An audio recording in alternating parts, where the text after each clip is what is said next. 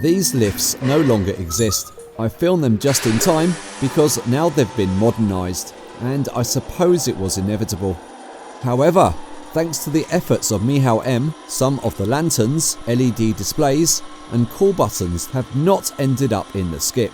Instead, they've ended up here at Starbucks. So you're just going in to get a coffee. Let's go. Action. So please join me, Mr. Che and MICHAL M for a coffee. Although you have to make your own. In this video is the classic DEWHURST call button. Although I've seen hundreds, I've not examined one until now. What is going on here?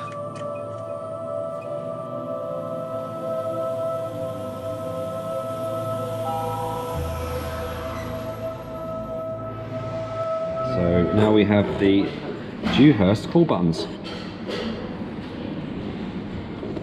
Well, it's quite easy to figure out. Let's have a look. Doesn't matter if it's positive or negative. The lamp for this button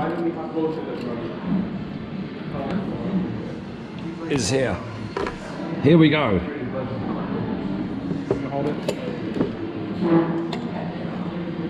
And the lamp is blown. It doesn't work. Okay, next one. Or it could be 24 volts maybe. But it should still light a little bit. Oh, how disappointing. Oh, that's annoying now. So yeah, those are the only two bulbs that are there, so... Let's have a look at them. Could also be a connection between the hole here. Yeah, possibly. And the lamp. It's blown. It's black. Oh. That one's no good. Or maybe the ones from the lantern will work in there. Yeah, good point, maybe. That looks black as well. I need a light. Shaken, if you've got a light in there, please. What, do you reckon that will fit straight in? Possibly, quite possibly. Possibly, yeah, maybe. It might do, it only has to touch the top and bottom. Clockwise, yeah. Sort of. Maybe. Oh yeah, it is. It might be enough. Here we go. You fixed it? There we go. I probably have to hold it in. Oh, yes. Yeah, nice. Oh yeah, not very bright though. No, it's not. Oh, I love that effect there, look. The glow down the oh yeah, side. Although I noticed the real ones weren't quite as bright. And you can see the buttons, very similar to the latest DEWHURST buttons. There's a switch on either side. Oh, okay. So you've got to switch that side. Okay. There's one of the push buttons on that side.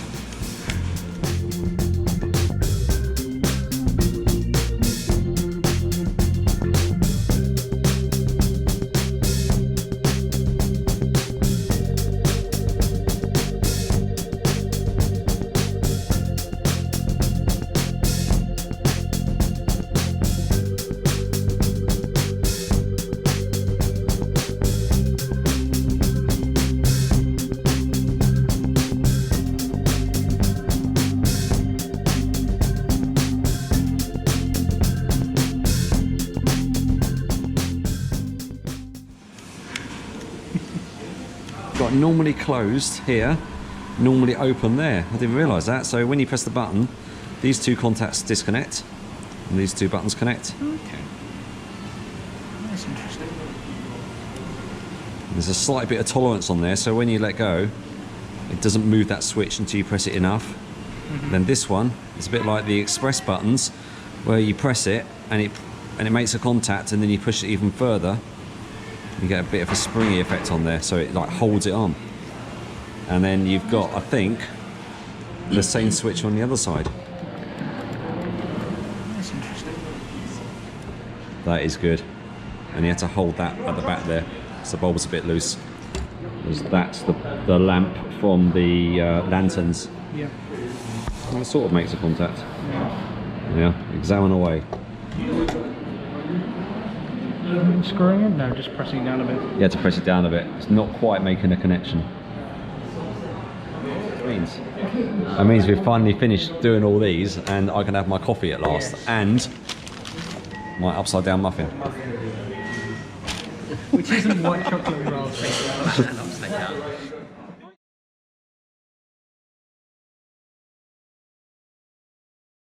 Now I've seen hundreds of these. These were used a lot over the 80s and especially the 90s. But I've never actually seen behind one of these until now. In these ones it's a lamp and then you've got a couple of switches either side and then there's kind of like a plunger that presses the switch on either side when you press the button up. On this side we have a normally open switch which makes when you press the button. Then on the other side, which you can't quite see but I can show you this one instead, we have two switches in the same unit. We have all the original cables, and when the engineers remove this they probably cut all the cables in the lift shaft and they just snipped them all off, and then on the other side they just removed the Allen keys top and bottom and then just pulled it out, and then these all came out the conduit from the shaft, and there we have it. We have this.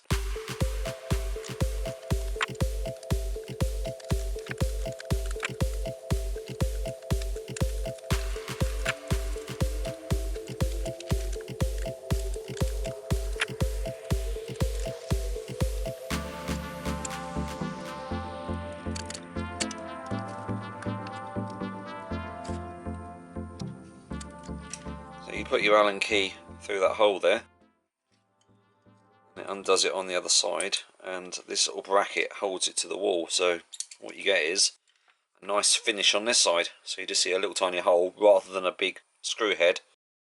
The back panel, we have three separate parts. We have the indicator part in the middle, and then we've got a switch on the left and a switch on the right. Now I've seen one of these before, but not the push button version, only the indicator part, which is the bit in the middle. DEWHURST floor position panel, and that is just that middle part. There's a lamp, and that was originally in there.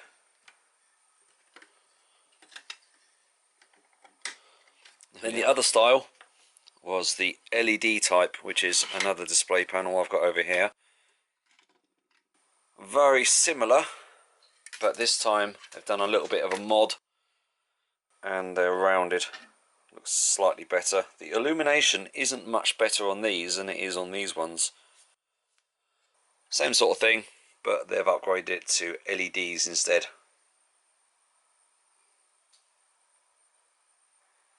You can actually see these switches a lot easier with the lamp illuminated in the middle, which I'll show you in a bit.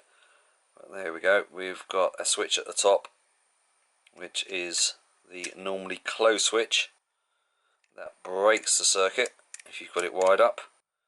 Then you've got the switch at the bottom, which is normally open, which makes a circuit, and that would normally be connected back to the controller. Then you've just got an optional switch at the top there, which breaks the circuit between that terminal and that terminal.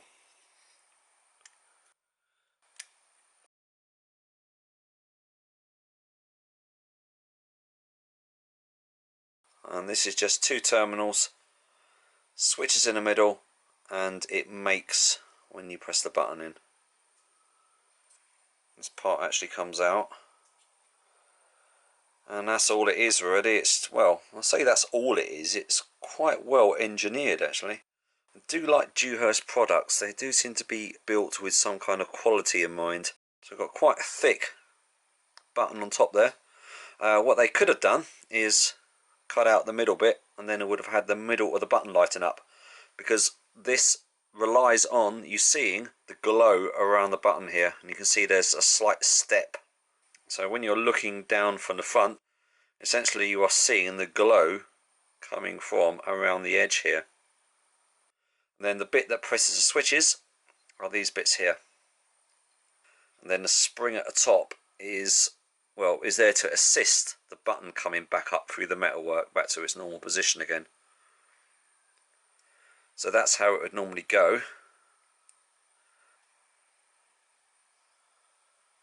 Wow, the excitement.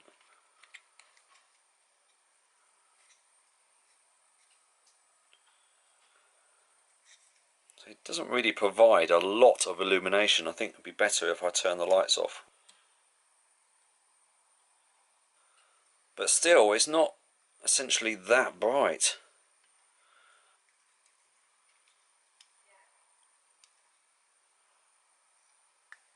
Two completely independent switches, but they have been linked together, so that really becomes a common terminal, and these two are essentially the same thing. So that will be your common, and then your normally closed will come off this contact, and your normally open will come off this contact.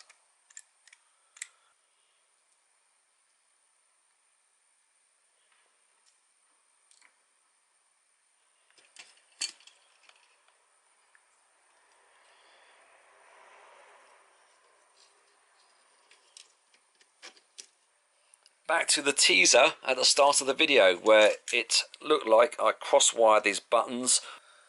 What is going on here? I actually did that on purpose. This lamp is wired through normally open on this switch here. So press the button, it makes a circuit and illuminates the lamp. This lamp is wired normally closed through this switch, so this will break the circuit. If we look at the other side, I've used the existing wires that come with this because it's got the spade terminals already on them. This sort of stuff you probably did at school. You've got a positive and a negative terminal. The positive comes around on the purple wires here, and that delivers a positive to both the lamps, just loops across. The negative loops to both the switches. Negative there and negative there. Normally open, normally closed. So we look at this switch, for example. The negative is then going across and onto this red wire, and then that is cross-wired to the lamp on this side. The other switch is wired on normally closed, so that delivers a negative onto this red wire here, and then it goes onto this lamp.